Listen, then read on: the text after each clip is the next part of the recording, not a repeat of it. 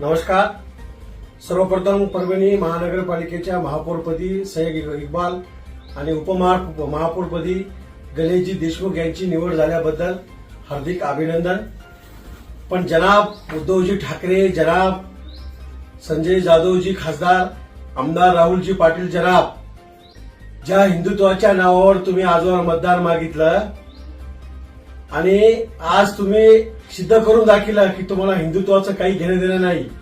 तुम्ही जनाब उद्धवजी ठाकरे साहेब, ज्या परभणी जिल्ह्यानं या शिवसेनेला हिंदुत्वाच्या नावावर मान्यता दिली, त्या परभणी जिल्ह्यात तुम्ही जनाब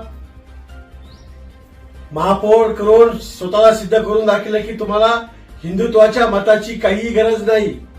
त्यामुळं आज परभणी जिल्ह्यामध्ये बऱ्याच दिवसानंतर महानगरपालिकेला उद्धव सेनेला सत्ता आली होती, पण यांना जनाब उद्धवजी ठाकरे, जनाब खासदार बंडूजी जाधव, जनाब राहुलजी पाटील यांनी मुस्लिम समाज बांधवाचा महापौर करून स्वतःला सिद्ध केलं की यांना हिंदू मताचं कुठलाही काही संबंध नाही.